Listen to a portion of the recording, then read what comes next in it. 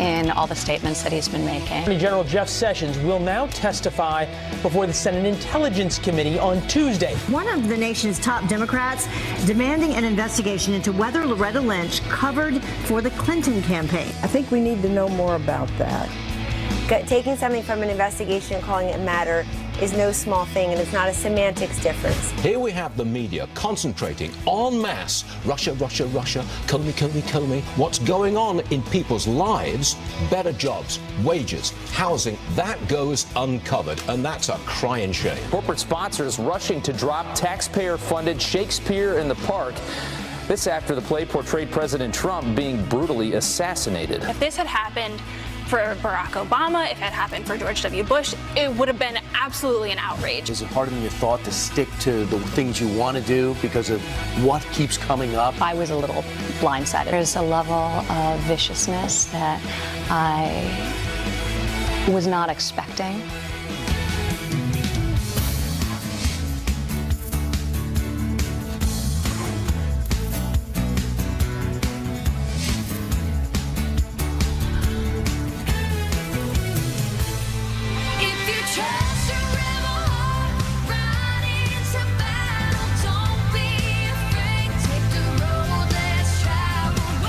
Welcome aboard, folks. Travel on our road.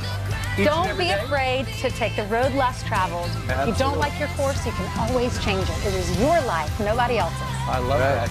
Hey, join us. I'm against those words. I don't like them at all. Just to show we don't all agree on everything. That's why you've stuck around with us, yes, right? Absolutely. You hate working with us. I like the road that everyone's been on before. I'm no Lewis and Clark. He likes the worn-out road.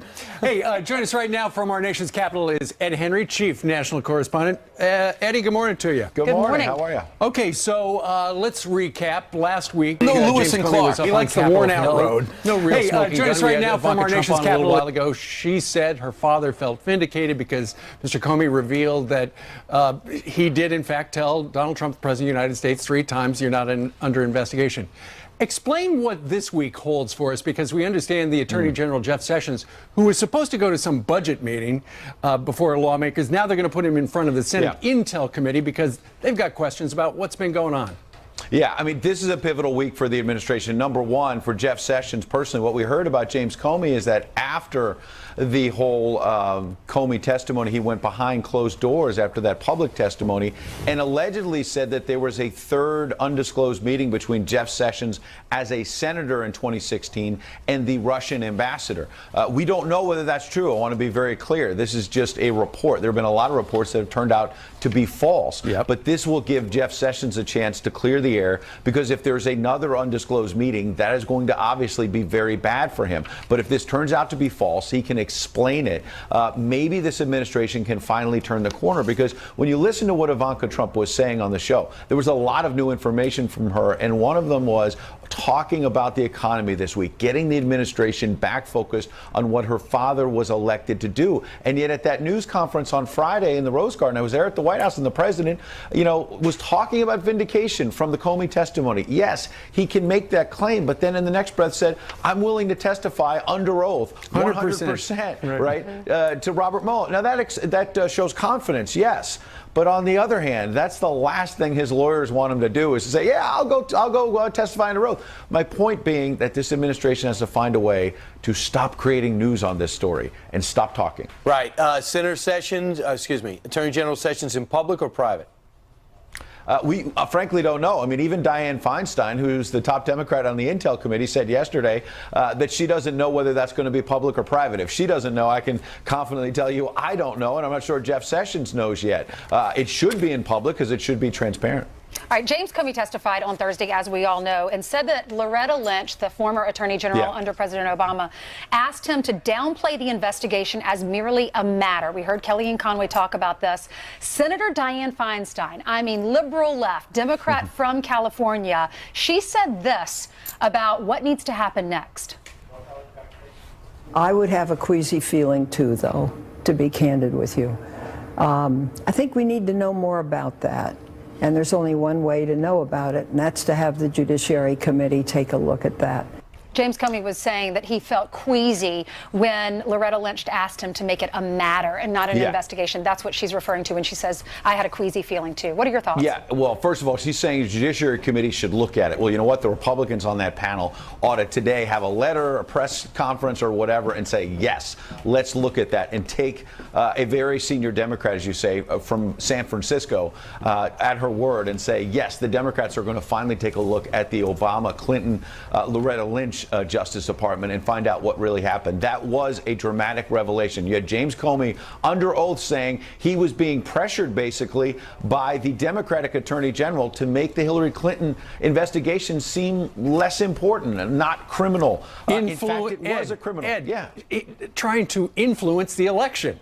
Yeah, and guess what? How many Democrats have been up there since the election screaming and yelling about how Donald Trump won this election unfairly and that all they want are independent, fair investigations of Russia and all of this. Now we find out it was not really an independent and fair investigation of Hillary Clinton, that the Democratic Attorney General was maybe trying to do the bidding for Hillary Clinton. Where's the outrage over that? And I want to hear more about this memo.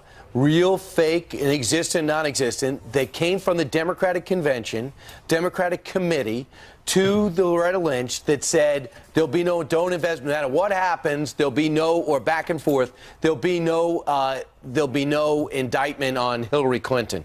No matter what happens. And did that, in fact, prompt James Comey to do the press conference that still has many on both sides of the aisle befuddled last July? And how many times did the Obama White House get asked at the White House podium last summer during the campaign about Hillary Clinton's email? And they say that's being handled, you know, by the FBI. We don't want to be involved in that. This is an independent probe. And again, with the Trump-Russia situation, we keep hearing all of these Democratic, you know, lectures about how the White House can't be polluting what's happening at the FBI and the Justice Department. This was going on last year under a Democratic Justice Department, and you're hearing very little about it. By the way, this Loretta Lynch pushed back. Through her surrogate, she said, by the way, I did say a matter. I said it to a group of people, and no one said a word to object, including James Comey, who just seems to take mental notes on everything that disturbs him and just worries and uses it when the time is right. You know what, Brian? Play out the string as well. What are we hearing about President Trump is that when he said hope, he only used the word hope. I hope to James Comey that you'll let this one go on Michael Flynn. We've heard Democrats say, well, but when the commander-in-chief says it, that leads someone to feel pressure, right? So now the former attorney general is trying to say, I told a group of people I'd rather it be called a matter than an investigation. That was not a big deal. I just told a few people that. When it comes from the attorney general, he's still intimidated. Well, yeah. So who are you going to believe? There is so much that is flying around on all of this now. Again, back to where we started this conversation. Brian, you said it a few moments ago to Kellyanne Conway. Republican Lindsey Graham, who has not been a friend of this president, said something to Martha McCallum the other night. He watched the James Comey testimony, and he said first on Fox that he believes that James Comey never would have been allowed to testify by Robert Mueller, the special counsel, if in fact he was working on obstruction of justice. He allowed Comey to testify because they looked at it and they realized saying, I hope you'll let this go, is not obstruction of justice. Fast forward to Lindsey Graham. You mentioned a few moments ago, yesterday on a program, was saying, look, the president is going to be in the clear here. That is from a critic sometimes of Donald Trump. But again, the administration has to stop, dissembling or, there's now talk that maybe somehow the president has the power to fire Robert Mueller. Why in the world would he do that when he got into so much trouble over firing Comey? Sure. Just stop. Focus on the economy. Jillian Turner, who I was watching over the weekend, she's worked for 2 administrations, Democrat and Republican, and she was saying it's so tough when you talk about messaging, when you work in the White House, when you focus all last week on infrastructure. You have a team. The president has a whole team that's done that entire week. He has a whole team that's doing the workforce tour with Ivanka. And she said it's so frustrating when you work in the White House, when you've put all this blood, sweat, and tears into this, and then you watch the mainstream media and they talk about Russia. Yeah. They talk about Comey. So we had Ivanka on the sofa with us earlier, and she said it is time to get back to work. That's why she and her dad are going to Wisconsin tomorrow to talk to folks who are in school at some of the technical schools. Listen to what she said. Father felt very vindicated in all the statements that he's been making and feels incredibly optimistic. But, at the White House and throughout the administration, we were incredibly focused on the reason we all went to Washington and what we're fighting for. Right, so she's talking about going to, it's frustrating. Right, because this is workplace development week where the White House does stuff. They're going to go out to Wisconsin. Then next week, the House of Representatives is going to take up a bipartisan bill to put about $1 billion into training apprentices and people like that, because there is a huge skills gap in America. Yeah, and what I heard from Ivanka Trump was something else that was very interesting. She used the word transformative. That is kind of a buzzword in politics where you're saying this is, she wants this to be a presidency like Ronald Reagan that actually transforms the country. Not the Obama presidency was doing these little executive actions because they were frustrated. They want this to be a transformative presidency. Well, you know what? With all due respect, what she did not mention is that her father was tweeting about James Comey again this weekend. He's a leaker. You know, he's the one under fire. He has to move on, and this is a potential pivot point for this administration this week, and she laid out the battle plan. We'll see if they follow. Every time you bring up James Comey, Democrats cheer. If you just all you do is put your head to the wall, you can hear it. Thanks, Ed Henry. Good to see you guys. Thank you. It depends on the month, not in November. Really? Okay. Yeah. Right? During Hillary? That depends on who it is, right? Meanwhile, Jillian, you have the other news. Yes, I do. Good morning to you guys, to you at home as well. Let's get started with this. In just hours, the Supreme Court could rule on whether to enforce President Trump's border order. The issue is the pause on citizens from Muslim-majority nations about religion or national security. The Trump administration says the executive order puts America first and will allow time to come up with a tougher vetting process. Opponents have until 3 this afternoon to file a response. Also happening in court today, Montana Congressman-elect Greg Gianforte expected to plead guilty to attacking a reporter. Sick and tired of you guys. The last guy that came in here, you did the same thing. Get the hell out of here. That incident taking place last month, the day before the special election. Gianforte faces up to 6 months in jail for misdemeanor assault. He is scheduled to be sworn into Congress later this month. And we have a Fox News announcement 4 days before the terror attacks. The 61-year-old is credited with leading the company through the 2008 financial crisis. John Flannery, the president and CEO. People that frankly look to me like they're setting up to go after Trump. I think this is going to be a witch hunt. I distrust independent counsels. I think that the people Mueller's bringing in are dangerous people, and any Republican who thinks this counsel is going to be neutral is crazy. Well, that's a passionate Newt Gingrich you don't often see. Republicans being urged to put an end to the special counsel's investigation. But are they all on board? Are any on board? Joining us right now is GOP Congressman, House Foreign Affairs Committee member, and he's still in the military and reserves, Congressman Adam Kinzinger. Hey. Congressman, welcome back. Thanks. Good to be here. What do you think about Newt's comment? He's concerned about, the quality of people and the budget that they have at this committee with guys like Tony Morrow, who are known, who's got a great reputation. This guy, Michael Dreeben, who has been argued 100 cases in front of the Supreme Court. These are criminal guys. Yeah. And people get wondering if there's another agenda, being this so close Mueller and Comey are together, and the disdain Comey has for this president. So, what I know of Robert Mueller is this is a guy that wants to get to the truth. And I don't think he wants this to extend out for an extremely long amount of time. He's kind of up there in age. I think he wants to enjoy his life. But he's been asked to get answers to this. And so he's putting a team around him to get that. I've said this. Look, whenever any new piece of news comes out, some people automatically yell that it's automatically not real, it's fake, and some people on the other come out and start screaming impeachment. Because it's unnamed sources, That's according exactly to right. those higher up in the officials. Now we find out one of the people, at least in one case, logic would tell you more, is the former FBI director, James. Yeah, which is really interesting. interesting. New York Times. Yeah, which is really interesting. I think we need to get, everybody's kind of interested in answers right just this moment. The reality is there's some questions out here. I think Lindsey Graham had made the point about, Mueller wouldn't have allowed Comey to testimony if he was going after obstruction of justice. But we just need overall answers. And if there's nothing here, whether it's anybody anywhere in the administration, the left is going to look really bad having called for impeachment for so long when they come out and say there's nothing here. Now, I do disagree with the former speaker when he says basically that he should be fired, we should move on. I think that's the wrong answer right now because there are, frankly, 60-some% of Americans that are interested in what's going on, and they need answers to this. I think all Americans need answers to what's going on, and we will get there. I just want to make sure, I don't know Robert Mueller. I know he was hired by Bush and extended by Obama. I just also know he's buddies with Comey. Yeah. And clearly, Comey can't be fair and balanced about this investigation. I hope he's not trying to do something for his friend. Oh, we all hope so. And but I think from what I know about him, he's a good American that wants to get to answers and understands that this question is about our democracy and not just 2018 or 2020. All right, Adam Kinzinger, always great to see you. Thanks so anytime. much. He fights our wars, now he's fighting in Washington. Meanwhile, Old man, the 21st overall. We are also getting our first look at the fake suicide vests that were worn by the three killers. There they are. Police say the blood-spattered belts made from plastic water bottles wrapped in duct tape were designed to create, quote, maximum fear. And terror leader Oscar Lopez Rivera cheered and booed while being honored at New York's Puerto Rican Day Parade yesterday. His terror group claimed responsibility for more than 100 bombings across the U.S. This as Puerto Ricans overwhelmingly voted to become the 51st state. Congress has the final say on whether or not that happens. I think we have final say, actually. It's ultimately going to be our decision. Meanwhile, many in the media portrayed the nationwide protests against Sharia law over the weekend as a protest against Islam.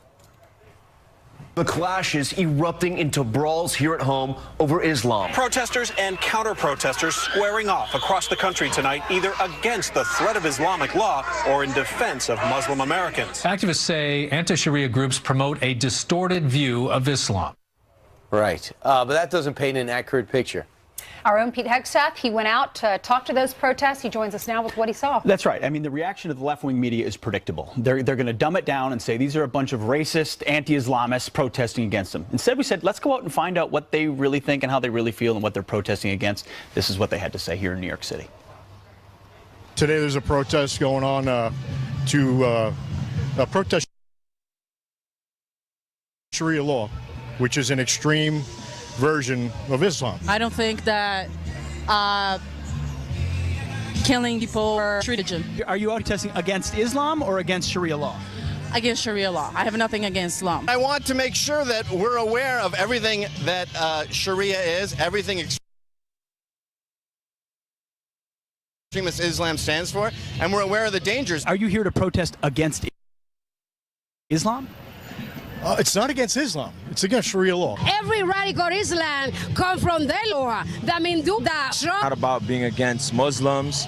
It's just being against the ideology of, I guess, murdering homosexuals and treating women as a second-class, maybe under a second-class citizen, just dehumanizing. Over in Britain, they were just frogs boiling in water, and now they're dead. Critics will say that you're anti-Muslim. Are you anti-Muslim? Absolutely not. Absolutely not. I think what needs to happen really is a reformation of the religion from the inside, and I feel like that needs to start with Muslims. So we need Muslims. The fact is that none of these people would want to kick out Muslims from this country. That's not what we're about here. At least that's my understanding of America. Okay, I'm confused because when you looked at the mainstream media depiction of it, it's completely different than what those people said. Of course, and the violent clashes that happened in some cities, including Minneapolis, were induced by the counter-protesters that were going after these folks saying, you're a racist. And what I found were patriots who were talking about the Constitution. America is based on ideas. Of course, we have religious liberty and we welcome Muslims, but we can't have an extreme form of Sharia law here subtly being introduced in any way. All right, so it's amazing to see the protesters show up in all black outfits again. It just shows a social media organization. The so-called anti-fascists who are trying to, in a fascist way, shut people down. Exactly. It's amazing. And it's seriously our patriots just saying, I love this flag, I love the cops, I love my country, I love the military, and I want to work with partners around the world to defeat radical Islamic terrorism and not let it have any beachhead here. Well, I heard Lee Greenwood in the background, so I think it was a pretty patriotic crowd. It very much was. I can confirm that. Thank you, Pete. Thanks, guys. Scandal surrounding Shakespeare in the Park, a play depicting the assassination of President Trump, and you, the taxpayer. I'll flip over the back of the menu. The question is, can you get a shake? I think you can, I imagine. All right, let's bring in Dan Bongino. He's been joining us every week. He's former Secret Service agent and former New York City Police Department officer and the host of The Renegade Republican. He joins us from Palm Beach Gardens. Dan, good morning to you. Hey, thanks for having me. Good to be here. Great to have you. Ainsley was doing a great story earlier today talking about how Free Shakespeare in the Park, they did Julius Caesar this year. However, rather than Julius Caesar was in the form of Donald Trump. And of course, there's a terrible murder of him. And now two of the big sponsors have pulled out, Bank of America and to have said, you know what, we don't want our name attached to this. Meanwhile, New York Times and American Express say we're still in it. What do you make of this? Yeah, this is so. By saying I'm not directing this comment coming up at all Democrats. There are a lot of responsible Democrats out there.